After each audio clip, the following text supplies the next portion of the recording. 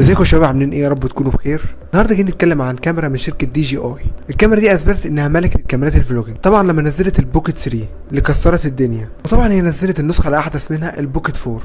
السؤال هنا اللي بيجي لكل الناس، يا ترى الكاميرا تستاهل ادفع فيها فلوس ولا مفيش تغييرات عن النسخه اللي فاتت؟ اجيب لك الخلاصه، والموضوع المره دي مش مجرد ارقام على ورق. يجي اول تغيير وهي الشاشه. بوكيت 3 هنا كانت جايه باضاءه كانت 700 نتس، رقم طبعا كويس جدا ومقبول. لكن البوكيت 4 هنا الاضاءه بتاعتها اللي وصلت ل 1000 نتس، ده هيفرق معاك طبعا في عز النهار، مثلا هتلاقي الاضاءه عليت شويه، وطبعا ده هيساعدك ان انت هتشوف اوضح، وطبعا هتظبط الكادر بتاعك طبعا، وتشوف الفوكس مظبوط ولا ايه، وطبعا شاشتها بتوضح بشكل ملحوظ. دي بقى نقطة جودة الفيديوهات اللي بتصورها بيها. الكاميرتين هنا بيصوروا 4K، ولكن التغيير طبعا اللي حصل هنا هو في جودة الفيديوهات اللي بتصور بالسلو موشن.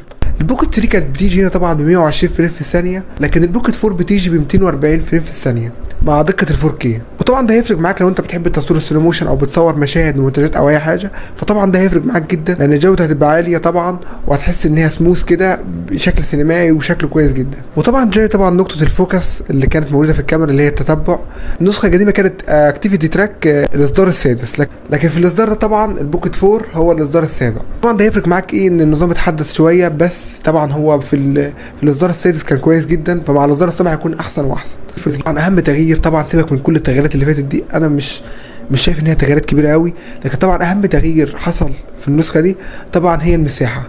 طبعا كان انت في البوكيت 3 كان لازم تركب طبعا كارت ميموري او مساحه خارجيه، لكن طبعا في البوكيت 4 حطت مساحه 107 جيجا، مش عارف ليه بالظبط 107 جيجا، بس هي حطت 107 جيجا تخزين داخلي. طبعا ده هيفرق معاك لو انت بتصور بره ونسيت مثلا الاداه اللي انت بتصور بيها الكارت الميموري مثلا، ده هيفرق معاك جدا، لان انت مش هتحتاج، لان 107 جيجا كويسه جدا وهتصور معاك وهتقدم معاك كويس. وطبعا انا شايف ده اهم تغيير في حصل في البوكيت 4 عن البوكيت 3. وطبعا المساحه الداخليه اللي هي 107 جيجا، طبعا لما تيجي تنقل من عليها حاجه مثلا هتحس ان السرعه كويسه وانت بتنقل عليها.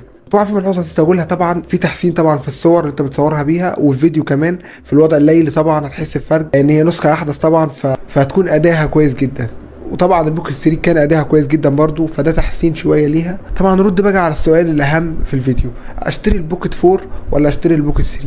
ولو انا معايا البوكيت 3 هل احدث للبوكيت 4؟ هرد عليك. انا شايف طبعا ان النسخه البوكيت 4 هي مجرد تحسينات بسيطه جدا على النسخه البوكيت 3، باستثناء المساحه الداخليه فقط. فانا شايف لو معاك البوكيت 3 ما تحدثش للبوكيت 4.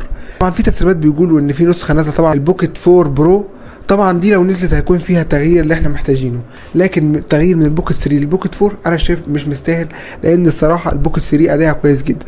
اما بقى لو انت مشترك جديد، فانا الصراحه عندي رايين في لو انت مشترك جديد. انت عايز احدث نسخه من طبعا من الكاميرا دي، فهتروح للبوكيت 4، لكن هتدفع اكتر.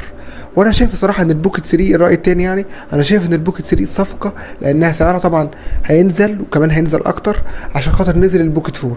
فانا شايف ان هي هتبقى صفقه ان انت تشتريها، وخيار ذكي، ومش هتضحي باي حاجه، يعني حاجات بسيطه خالص اللي هي المساحه بس، وباقي التغييرات هتقدم معاك باداء كويس جدا. لو انت مثلا عايز تشتري كاميرا منهم، طبعا لو كان هي ازمتك الاولى الفلوس وعايز توفر، فهتروح للبوكيت 3، لكن لو انت ميزانيتك مفتوحه ممكن تروح للبوكيت 4. بالنسبه طبعا للبوكيت 4 فطبعا نازل سعره النسخه العاديه طبعا اللي ما بتجيش معاها حاجه مش الكومبو بسعر 33000 جنيه، والنسخه الكومبو طبعا بيوصل سعرها ل 45000 جنيه. لكن لو رحنا للبوكيت 3 هنلاقي سعر الكومبو منها اعلى سعر ممكن تلاقيه 33000، والنسخه العاديه منها ب 27000. فانا شايف بصراحه ان هي صفقه، وكمان ممكن سعرها كمان ينزل كمان بعد نزول لما ينتشر البوكيت 4 في الاسواق، فطبعا سعرها هينزل طبعا جامد جدا.